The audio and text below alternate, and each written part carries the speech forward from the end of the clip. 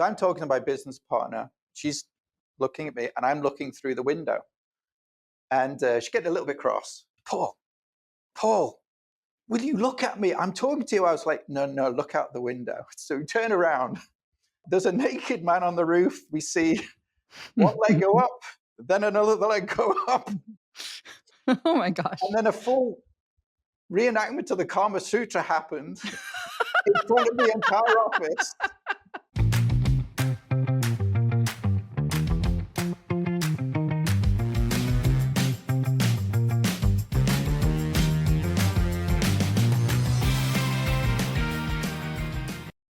Hi, everyone. Welcome to Workplace Weirdness, the non-HR HR podcast where we dive into the strangest office situations and most awkward workplace dramas.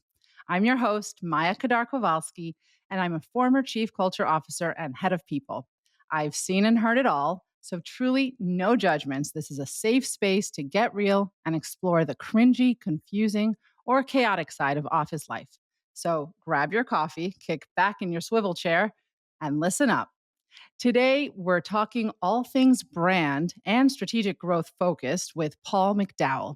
We're also fielding questions on tense work relationships, the wisdom of dipping a toe into consulting, and an employee who was caught checking out the competitor's job listing. But first, let's welcome brand architect Paul McDowall here today. Paul started his career in London and became the creative force behind New York's ClarkMcDowall, an independent branding agency that shaped well-known brands for 25 years. After winding down ClarkMcDowall, Paul's creative vision continues to reimagine many of the world's most loved brands. He's on the senior leadership team for Vault 49, working as head of strategic growth, also focusing on mentorship and senior leadership business counsel, and continues to work with some of the biggest brands like PepsiCo, Starbucks, Campbell's, and Anheuser-Busch, just to name a few. Paul, I'm so happy that you're here today. Thank you so much. It's lovely to be here. Can you sort of take us through your journey and how you started in the design and creative world? Yeah, of course. So how long have you got? So I'm very old, very long time. Yes, from Liverpool, from Penny Lane, if you've ever heard of the band The Beatles. Literally Sounds from Penny familiar. Lane. Yeah, it sounds familiar. Dad still lives there now next to the fire station. My gran lived behind the barbershop until recently, till she passed away. So kind of grew up in that environment. My high school's next to strawberry fields. I went literally past strawberry fields every day as we went to school. They were the local band. My parents used to see them, etc., etc. I'm getting chills hearing these stories. Yeah. Love And, it. McCartney still goes back. He's very proud of his Liverpool roots, as we all are. You can leave Liverpool, but Liverpool never leaves you. In fact, I bumped into Mike Myers yesterday, whose father was from Liverpool. We were making jokes about he supports the rival football team, Liverpool. I support Everton. We were having some banter. And that's a part of Liverpool. It's a tough city, but it's a fun city. Amazing to hear. I guess I didn't know that Mike Myers was from there, but just sounds like a His very father, creative place. his father's from Liverpool. I went to Canada, but he carries those roots through. But it's a super creative city. It's lots of bands, obviously the Beatles, Echo and the Bunnymen, the Lars, etc., etc. For a smallish city, it's a real vibrant cultural and creative environment to grow up in. So from art school, we were very lucky. We had one of the best art teachers happen to come to our school. I went to a very sort of academic Catholic grammar school, even though I'm not that bright. My friends went to all the posh universities. I did not. And it was great. And she changed my life and the life of my friends. In fact, we have a WhatsApp channel dedicated to her because we found out she sadly passed away, called Scowie's Heroes, Mrs. Schofield. And we owe her a lot. We're indebted to her, like friends that are in the industry or art in some way. Some are filmmakers, some are teachers, etc. And that sort of creative, artistic foundation set up the rest of my life. From my high school in Liverpool, went to Liverpool Foundation for a year where I wanted to be a fine artist. There was only one thing holding me back. I had absolutely no talent whatsoever. So they put me in the design class. Like, what the hell is design? I've never heard of design. So learned design, again, another pivot and shift in my life and my career. From there, I went to art college in Salisbury, learned how to be a graphic designer. I moved to London, worked there for 5 years, and met my wife. And from there, I moved to New York, worked 5 years at an agency, Met my next door neighbor, Catherine, who was a strategist, literally got together 25, 26 years ago. I went into business. What did you tell yourself in your head that led you to make these leaps and try new things?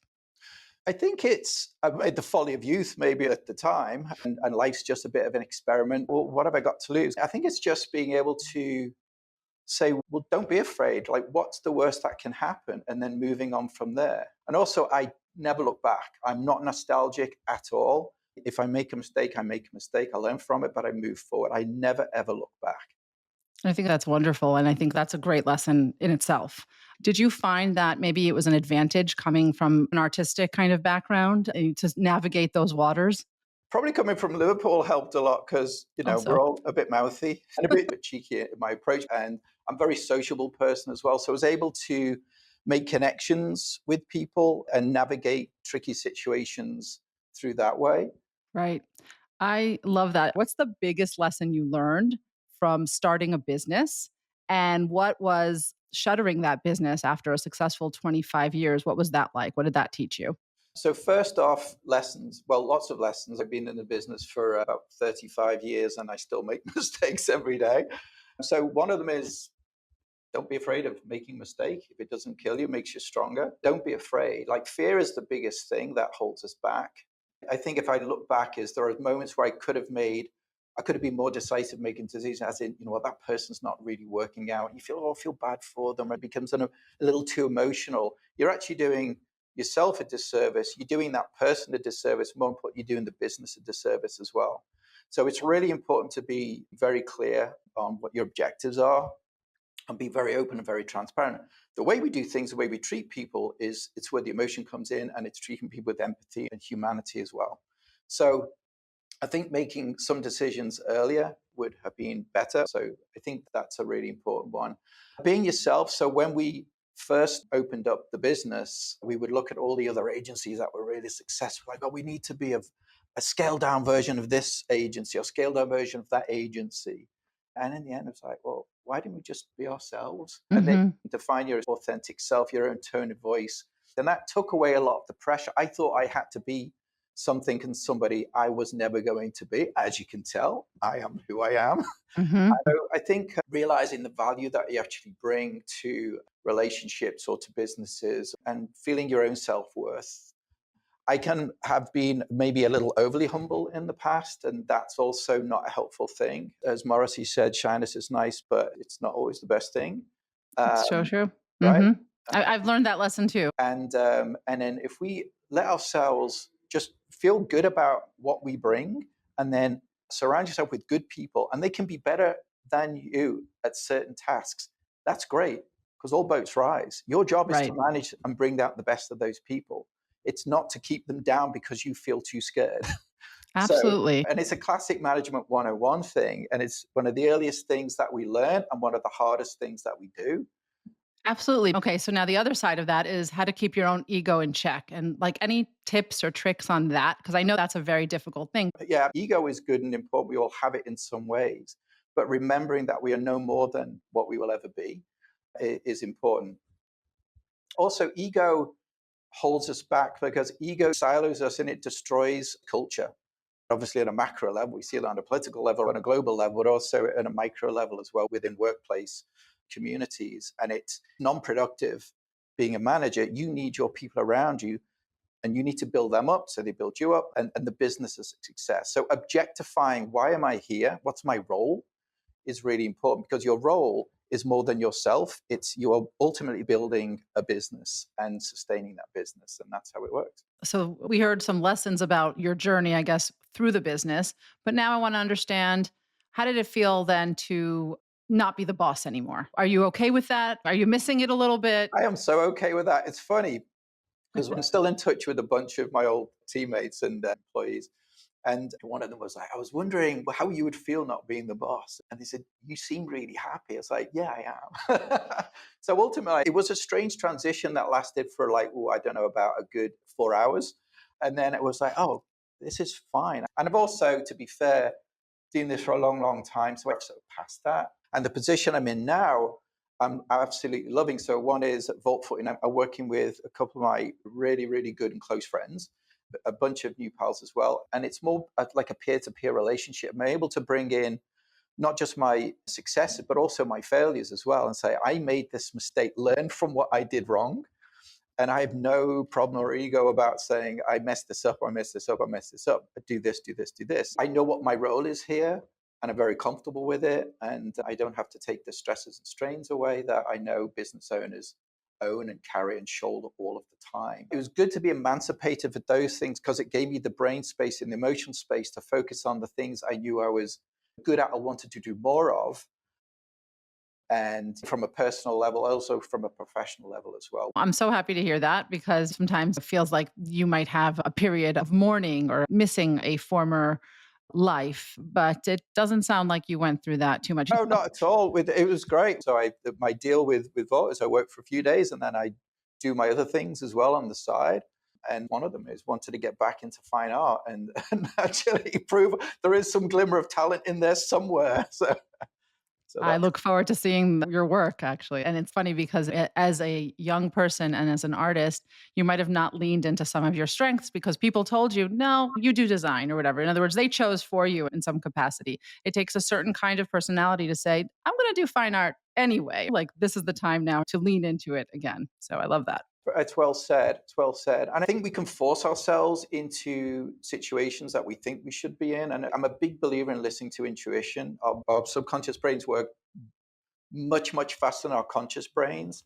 I knew deep down, okay, no, that's not for me. I should do this. That's not for me. I should do this. I'll listen to those things.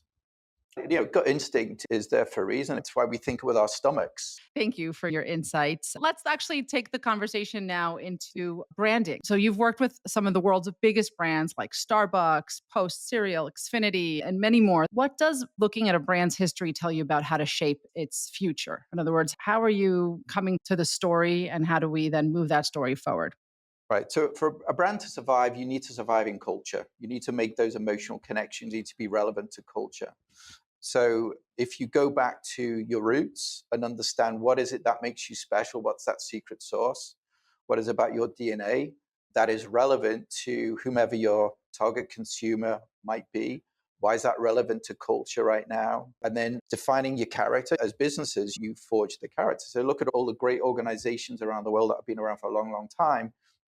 They stuck to their character. They stuck to their roots, their DNA. Now, how they show up can be different. That evolves over time.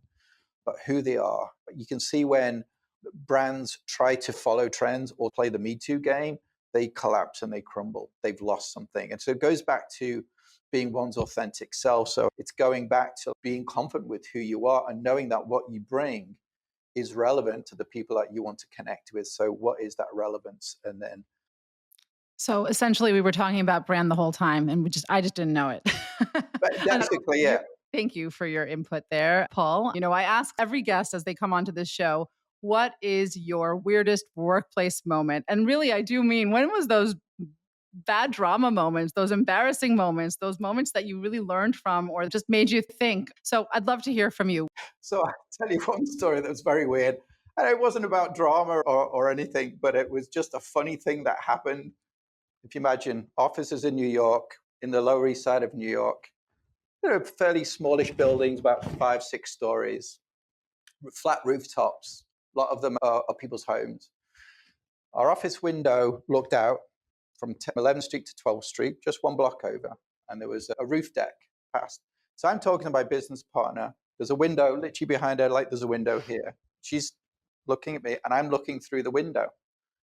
And and Paul's not paying attention or doing what Paul normally does.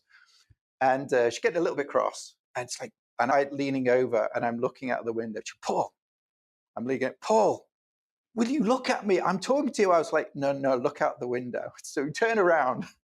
There's a naked man on the roof. We see one leg go up, then another leg go up. Oh my gosh. And then a full reenactment of the Kama Sutra happened in front of the entire office from page 1 to page 201. It was this elderly gentleman, and literally the whole office was now against the window, just looking up with their phones, taking pictures. And to the point where we had to put the blinds down, just kept going for 2 hours. We had to put the blinds down because we couldn't get work done. It was exhausting. We were all smoking cigarettes at the end of it. It was just like, oh my God.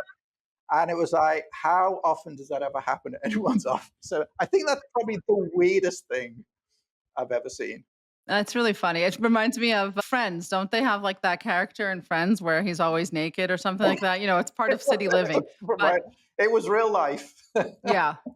But what's funny about that? In its own strange way, it's like an employee engagement moment because we're all sort of bonded by this shared trauma that we have by like seeing something that we did not ask to see.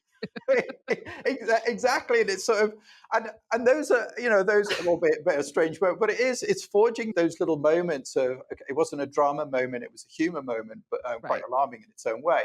That's where, camaraderie is born from those little things. When you and I were chatting the other day, we were talking about the good old days or the bad old days when we'd be working till 10, 11 o'clock at night, weekends, whatever it might be, as a team. I used to do it all the time, 24 hours sometimes. Not saying it's a good and a healthy thing, but those moments we are together, literally physically together, getting the pizza in, doing the proposal, cracking the work, having those Totally. high five moments, building together, that drives team unity and team bonding. And those moments of camaraderie are the things that do forge a team together. It is those kind of grafting moments behind the scenes that sort of carry you through, and you get to know each other a little bit more.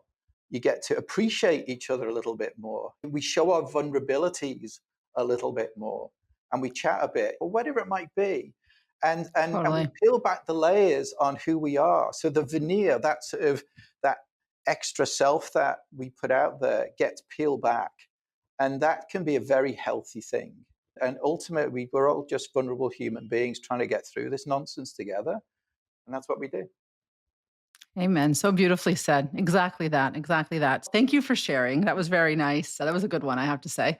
So now, Paul, before we get to our listener questions, let's stay up to date with the week in work, which is our take on a recent news story that might affect how we work or how we think about work life. So, a while ago, the Wall Street Journal published an advice piece about how to unboss yourself. So, it turns out that some managers experience regret after stepping into leadership roles, often due to increased stress, larger team sizes, also less time working on creative or strategic tasks that they previously enjoyed. And if you're one of these managers, switching from management to an individual contributor role is now actually a kind of viable option. It's called unbossing yourself, especially now that many companies offer comparable compensation and the ability to be influential in individual contributor roles. So, for many managers who want to unboss themselves, letting go of management responsibilities can also be a little bit psychologically challenging. The way the article advises that people handle this is by setting clear boundaries and redefining what success looks like. And so that helps people make the switch. So basically, people have pivoted to earn the same as a boss with fewer management duties. I think it's a bit of a trend, to be honest. But of course, I wanted to ask you about it since I see your recent transition as essentially unbossing yourself. So, what do you think about this trend in our society now? Yeah, no, I think I've seen it, especially in the branding world specifically. It's been happening for a few years, and it's actually fragmented the industry in lots of ways. A lot of it, I think, came out of COVID. COVID was a time, awful time, but it was also a time of introspection, and people were being reflective. So a lot of folks, they left, people just entrenched into themselves and pursued different things. And the infrastructure of how you do business has radically changed. When we set up ClarkMcDowall 25 years ago, we built our own desks. We had to empty a junk shop to build an office space, and there was nothing. And nowadays, you can just go to a WeWork or plug it into your laptop and stuff. That's one thing. Second one is our clients, especially in the branding world, are very open to working with 1, 2, 3-person companies. They're now competing with the bigger agencies, and a lot of work is going to these either consultants or smaller shops as well. And clients are comfortable with it. So I think there is that acceptance, which really helps. And then I think there's, like I said, there's a cultural shift in this sense of reflection. What do I want my life to look like as well? How do I take agency, no pun intended? How do I take agency of my own life? And what does that mean? And so, yes, people are setting up their own shops because they're like, oh, I don't want to work for the man anymore. I don't want this and this. They don't realize is you still carry on a lot of the same pressures. You still got to have business and do new business and all those sorts of things still go along with it. So it emancipates in some ways, but it comes at a cost. It is the truth. You still have to work really hard 24/7. You're carrying a lot. You're just doing it for yourself now. It falls at your feet. So it's a blessing and a curse. It's not for everybody. So unbossing yourself, you can do it in I just want to be a consultant. You'll earn maybe less money, sometimes more money. You'll have flexibility, but you will not have the reassurance of work in the way that you had before. Not that there's any securities in work these days anyway. That's true. Just life. But there's some flexibility in what used to be the classic sort of freelancer lifestyle is now the consultant lifestyle. So you still need to make connections and network and those things as well. So that's one thing. And then unbossing to set up your own smaller agency is great. You don't necessarily have to carry the overheads of physical space anymore, which is great. So That's true. you a shed load of money, a Yeah. shed load. Very helpful, actually. Yeah. Yeah, it's huge. You can use freelancers. So you can have these little virtual teams that come together. So you don't have to have a full-time staff on paid benefits and have a space and blah, blah, blah. So your cost structure can be radically different. Now, you need to find people when you need to find people, those sorts of things. There's pluses and minuses with everything. But there is so much more flexibility and possibility now with either being an individual consultant or a very small agency. So it shifted massively. And if you think, especially on either if you've been a head of strategy or a creative head, and you set up your own business, you've made those connections. As long as you're being true and honest to whatever contracts you sign, clients will say, hey, I'd love to carry on working with you. And that's how those little companies start. So it's shifting, everything's shifting around. So everything's been in flux, I would say, for good, even prior to COVID, but post-COVID has exacerbated that. But there's a massive shift going on. That was a lot of wonderful, good examples. It's funny because when you actually leave an agency to start your own agency, you are not necessarily unbossing yourself. Really, you're taking on the boss role just for yourself. What I liked about what you said is that there's pluses and minuses to it. And that's why I think this article was like all about, and essentially, again, we're back to knowing your core values and what's important to you in order to create a better experience for yourself within your job. Exactly. That's well said. At the end of the day, you set up your own small agency, whatever it might be, you still have clients, they're your boss, right? So you have a certain amount of freedom, but you don't really have all of the freedoms that you think you're going to have. But that's going to be predicated on what kind of income you want. You want to take a month off here and there, then it all has an impact. You can shape and form it. And I think the difference between then and now is there are more possibilities in being able to shape and form a certain lifestyle and way of working, more so than ever before. But it does come at a cost. You still have to work really hard, put it that way. Okay, very eye-opening. I thank you for sharing your experience. You might have just become a one-man brand ambassador for unbossing. I would happily talk to anybody that wants to unboss. I will share the good and the bad. Thank you. But now, Paul, it's time to go on a quick break. When we come back, we have a question from an employee who's getting mixed messages from their two battling bosses and one from a troubleshooter who's looking to lasso a consulting role. See you after the break. When I was Chief Culture Officer, it was my mission to create a workplace where employees feel supported and valued. And there's no profession where that's more important right now than in education. That's why school district leaders are loving Alpaca, an innovative and award-winning employee engagement platform designed specifically for K-12 schools. It all starts with one simple question: how are you doing? Alpaca's simple, delightful pulse surveys let teachers share real, honest feedback while giving school leaders actionable insights. Teachers love how easy it feels to take this pulse survey every month. No 1 to 5 scales, just quick, meaningful feedback for principals to know where to celebrate and where to focus so that they can create great team culture. Teachers love feeling heard, principals love the insights, and districts love keeping their teachers. Every employee wants to feel heard, seen, and valued. And when teachers feel supported, schools thrive. Alpaca is transforming workplaces for educators across the country. Learn more at alpacapacks.com and see how modern employee engagement can make school the happiest place to work.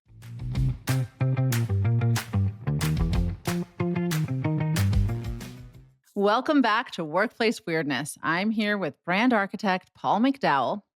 Paul, we've got a listener who's stuck in the middle between two feuding bosses.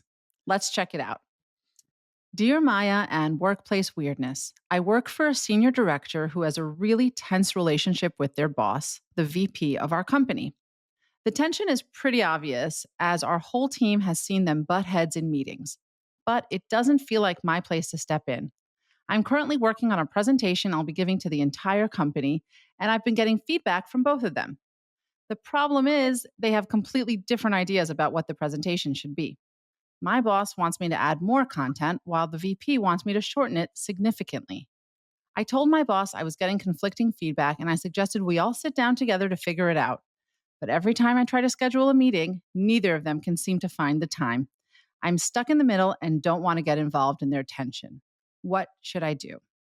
So I feel like I've seen this happen fairly often in cross-functional projects, but it is still a tough situation to deal with. No one likes it when mommy and daddy are fighting. What do you advise, Paul? I feel bad for that person because it's not a pleasant place to be in. I mean, the first thing is to make sure you don't become implicated in any of their emotional nonsense. So keep things really objective. Don't talk to your teammates about it or complain. That will get back. It really does. Objectify it as much as possible and keep everything in writing. So you have a record. So whether you're writing to your immediate boss and if you've tried to work with them or that sort of thing, going to your boss's boss could also really damage your relationship with your immediate boss as well. That could be really dangerous and really bad. I've seen people get fired because of that, literally. And that's because there's so much ego going on, right? And it's like we were saying earlier, like ego is the thing that can really damage teams. And ultimately, it's on them. It's poor management on their part, to be honest, and shame on them for behaving that way. So I think writing to them both and saying, we need to meet because I would love to get your joint perspectives on this. I'm hearing a couple of different things, really for the good of the presentation. And then it's up to them. At the end of the day, you can only do so much in managing up. You can only do so much. You can't shoulder all of that anxiety. And it's on them to actually pay heed and say, you know what, they're right. And we owe to the person X to actually go and sit down, and or for us to just work out our crap together and give with feedback with absolute clarity and alignment. Absolutely. I think you said that very well. I'm just going to add a few little things that I thought of as you were speaking. First of all, I agree. It's a really tough spot. I actually have to agree with this listener that this is maybe one of the toughest ones. It's hard enough when it's your boss, but then it's your boss and your boss's boss. There's a little bit of a hierarchy thing going on here. It's a little difficult to know who to listen to more. I think what this person tried to do which is bringing them into a room together and it didn't work out, shows that they're maybe not willing to get into a room together. So unfortunately, I think it might need to be resolved in emails. But I would do it through an email where what I might do is, let's say, present the presentation. You can even use a tool like Loom or Zoom to record it and show it to them. You can also show them where one person advised to do something and another person didn't, and essentially hold them accountable by email. And I know it's not the ideal situation, but in this way, if somebody doesn't answer an email, I really feel like that's on them at that point. Like you're asking for feedback in a way that's less about being in the same room together in order to mollify the situation. So that's one approach. If it works for you, take it. I honestly think that you as the direct report can't say what you want to say to your supervisors, which is figure your shit out, guys. I don't think that this is what's happening within this listener's workplace, but in some work cultures, it is acceptable as long as you're discussing purely work to debate it out and to fight and to not agree. And so I just wanted to keep that in mind for other people who might be listening, who might be going through a similar type of situation. If it is that kind of culture, then it's probably okay to have a work-related fight.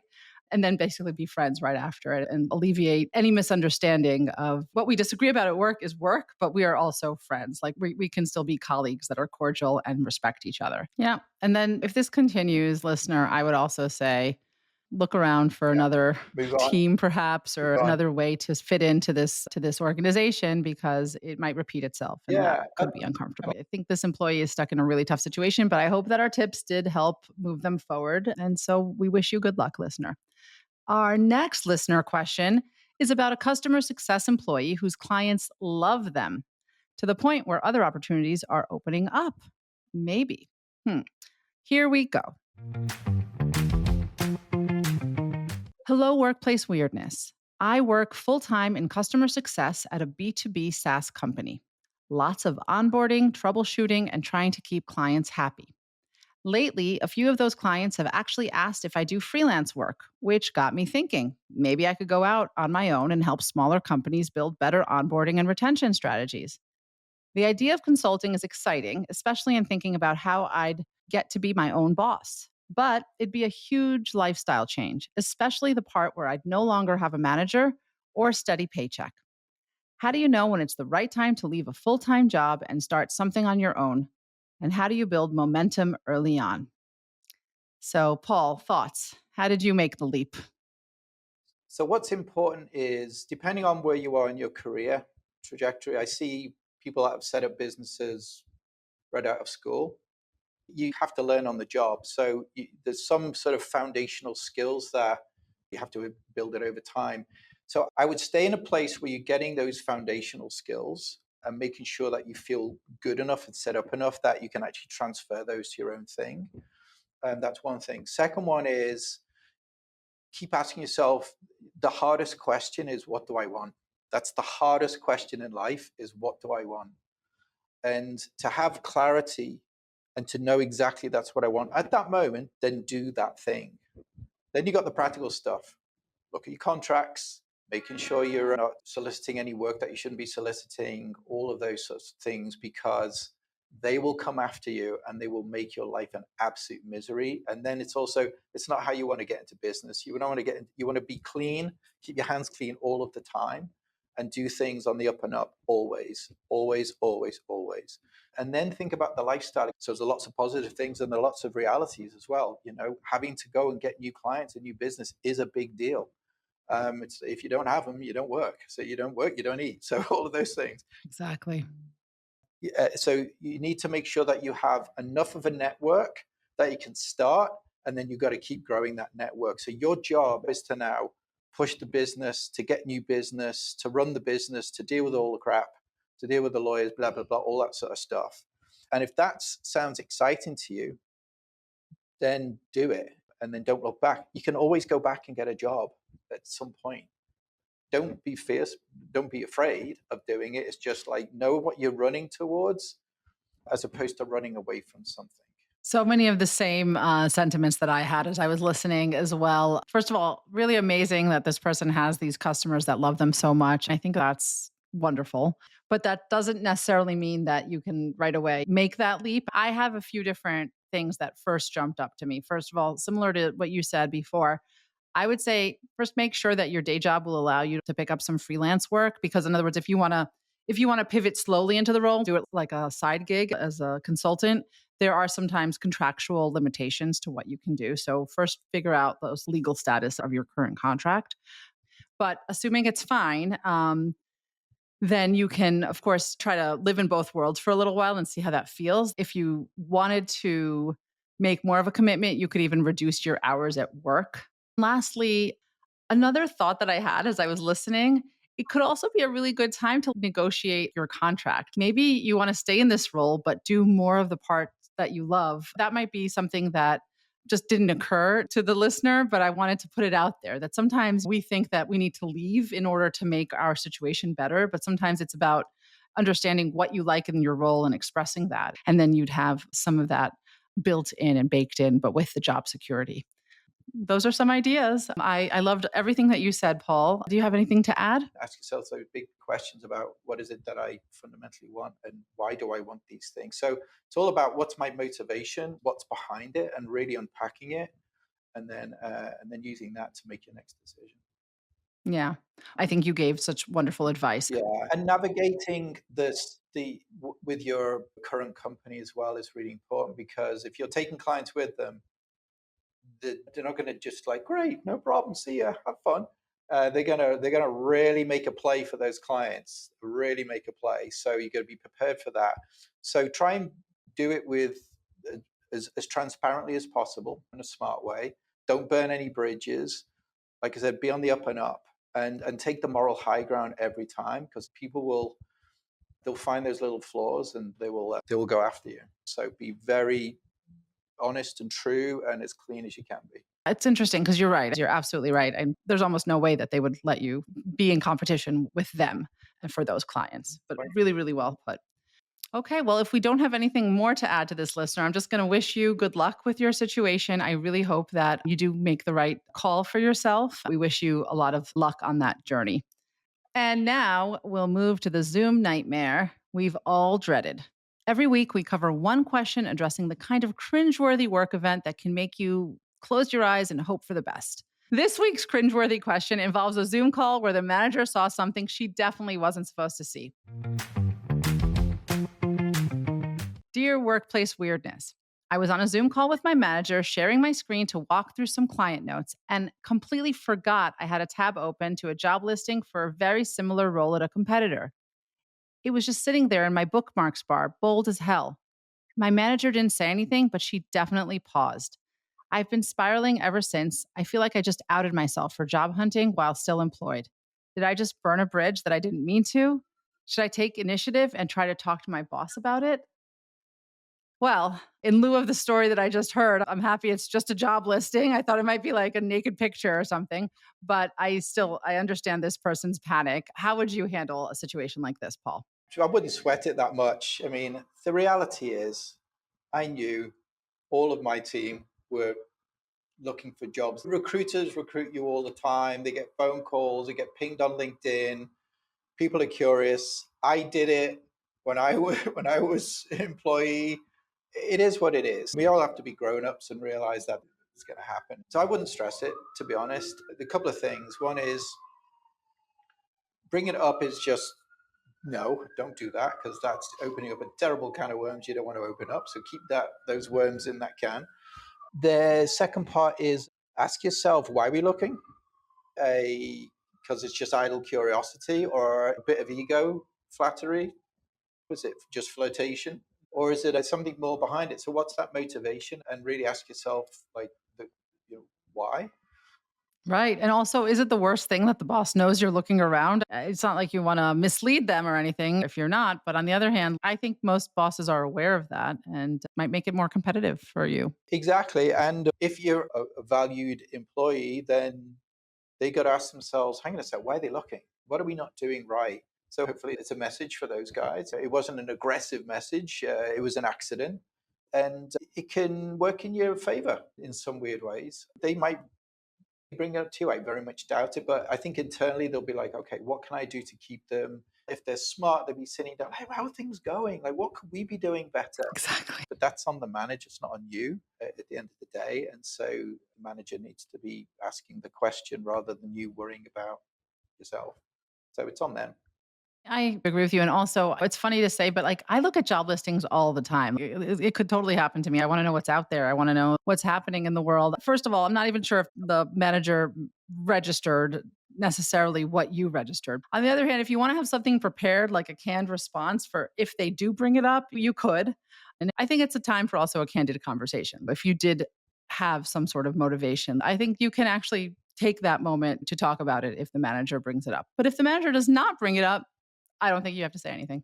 Yeah, exactly. And again, ask yourself, why are we looking? And that might be a motivation to say, you know what, I'm not happy, or I haven't had a pay rise for about 25 years. And you can use it in that way as well. But otherwise, don't sweat it.